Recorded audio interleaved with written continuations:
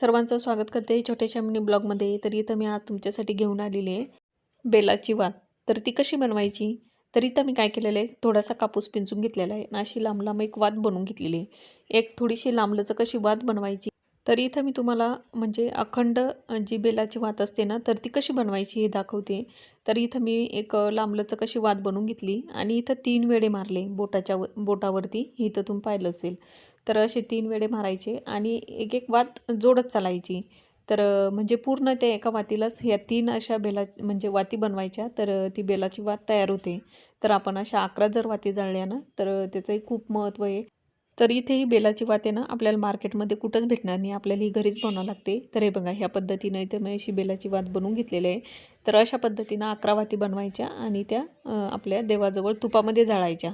इथं मी वस्त्र बनवून घेतलेले. कसं बनवलेले हे जर तुम्हाला पाहायचं असेल तर मला कमेंट करून सांगा. चला बाय.